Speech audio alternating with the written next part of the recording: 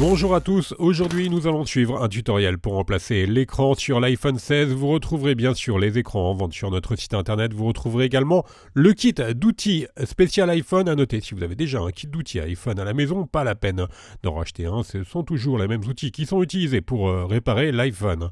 Nous retrouverons également l'écran dans le kit complet de réparation qui va comprendre en plus du kit d'outils les joints d'étanchéité et le patron d'aide au montage en version adhésif.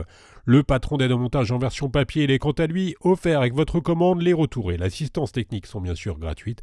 Et n'oubliez pas, le code de remise, c'est YouTube. Il vous permet de bénéficier de 10% de remise sur la totalité de votre commande.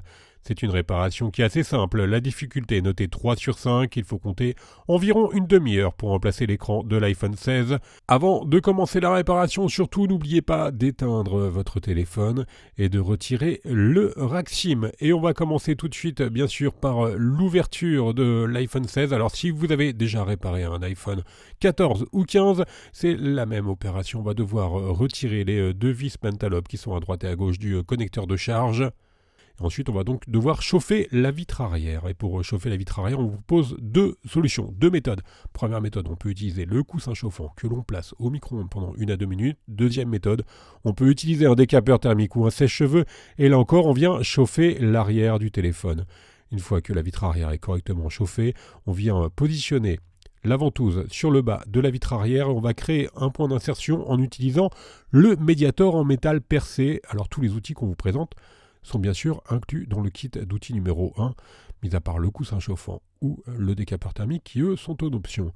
Ensuite on vient insérer le levier en plastique vert. On va tout simplement faire glisser ce levier sur tout le contour de la vitre arrière pour pouvoir la décoller. Et vous avez vu, on l'ouvre de la gauche vers la droite. On va pouvoir maintenant retirer les deux vis Tri-Wing notées B1 et B2 qui maintiennent la plaquette métallique. Et sous la plaquette métallique, on va retrouver deux nappes. Alors on va devoir la faire glisser. Vous avez vu la plaquette métallique, pour l'extraire, on la fait glisser de la droite vers la gauche. Et ensuite on vient déconnecter donc la nappe de la batterie et la nappe de la vitre arrière. On va pouvoir donc libérer complètement notre vitre arrière. Et l'on va donc s'intéresser à l'écran, on va devoir décoller l'écran. Alors pour l'écran, ça va être exactement la même procédure que pour la vitre arrière. On va devoir chauffer la face avant de l'écran, alors toujours deux méthodes. Soit vous pouvez utiliser le coussin chauffant, ou alors soit vous pouvez également utiliser un décapeur thermique ou un sèche-cheveux également, ça fait l'affaire. Ensuite, on vient positionner la ventouse sur le bas de l'écran. On crée un point d'insertion en utilisant le médiator en métal percé. Et on va créer un point d'insertion donc avec ce médiator en métal percé. Et ensuite, on utilise le levier vert pour décoller l'écran. On le fait glisser donc sur tout le contour de l'écran. Alors on nous pose souvent la question, pourquoi décoller la vitre arrière étant donné que l'écran s'ouvre directement, tout simplement pour déconnecter la batterie et travailler en toute sécurité. C'est pour cela qu'on est obligé d'enlever la vitre arrière en premier. Nous avons deux nappes sur l'écran, donc la nappe des capteurs qui est en haut et la nappe de l'écran en elle-même qui est en bas. On va commencer par retirer la vis Tri-Wing qui maintient la plaquette métallique du haut. On va faire la même opération pour la plaquette métallique du bas. Et ensuite, on va pouvoir donc déconnecter nos deux nappes, donc la nappe de l'écran et la nappe des capteurs. Et on va pouvoir ainsi libérer complètement l'écran. Et l'écran, donc on va s'y intéresser bien sûr dans la prochaine partie. On va devoir retirer la plaquette métallique notée dièse 17 qui est maintenue par une vis cruciforme. Et ensuite, on va devoir donc retirer la nappe des capteurs de luminosité et proximité. Alors pour cela et pour faciliter son décollage, on peut la chauffer légèrement et ensuite on vient céder du levier pour décoller donc la nappe qui est collée sur le châssis métallique de l'écran, enfin sur la plaquette métallique plutôt de protection de l'écran OLED. Et bien sûr cette nappe on devra la repositionner sur notre nouvel écran.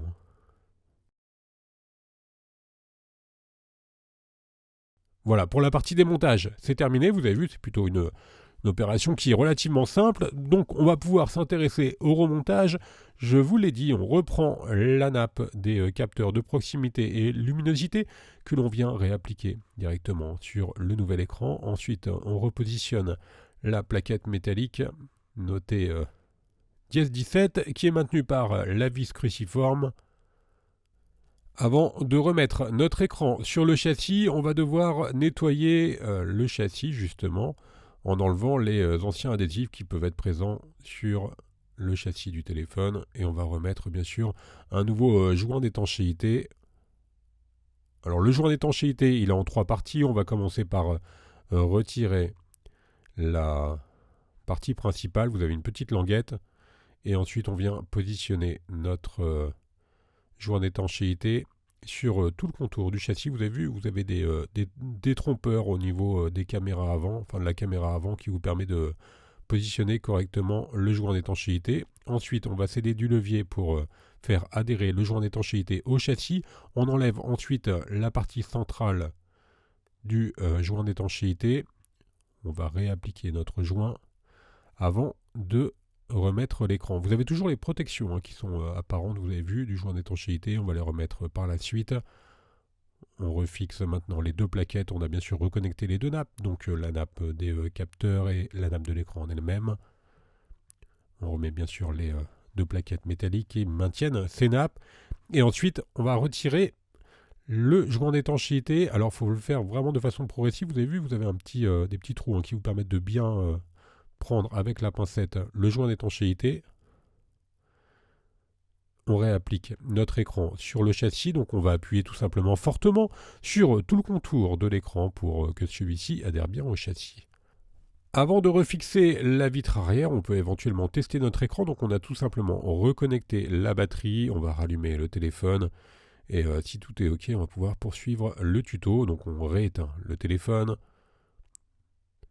on vient éventuellement déconnecter la batterie. Donc c'est facultatif, vous n'êtes pas obligé de tester l'écran avant de remettre la vitre arrière. Alors comme pour la vitre avant, on va devoir nettoyer le châssis avant de repositionner un nouveau joint d'étanchéité. Là également, pour ne pas vous tromper, vous avez des trompeurs qui vous permettent de bien positionner le joint. On applique le joint donc sur tout le contour. Je vous rappelle, on a enlevé la première partie.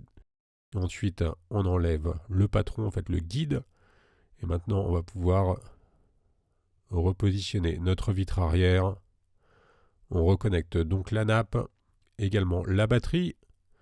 Et on va remettre la plaquette notée dièse 2 qui maintient la quasi-totalité des nappes de la carte mère.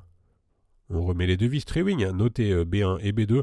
Alors c'est un peu compliqué, notamment pour celle de droite. On est obligé de maintenir la vitre arrière à 90 degrés pour accéder correctement à la vis qui est complètement à droite. Et on retire maintenant la protection adhésive du joint d'étanchéité. Il faut vraiment y aller doucement, de façon très progressive pour retirer le joint d'étanchéité. Et on va pouvoir maintenant reclipser la vitre arrière. On appuie fortement sur tout le contour de la vitre arrière.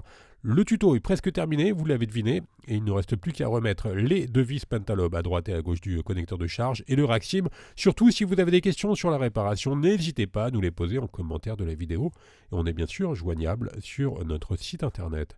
Pour remplacer l'écran, on a eu donc besoin d'un nouvel écran. Vous le retrouvez en vente sur Breakophone. Vous retrouvez également le kit d'outils ou le kit complet de réparation. Je vous rappelle que l'on reste joignable par mail, par chat et également par téléphone. N'oubliez pas, le code de remise, c'est YouTube et il vous permet de bénéficier de 10% de remise sur la totalité de votre commande. Vous nous retrouverez bien sûr sur les différents réseaux sociaux. Quant à moi, je vous laisse avec un lien direct vers la pièce détachée. Merci à tous d'avoir suivi ce tuto et à bientôt pour de nouvelles vidéos.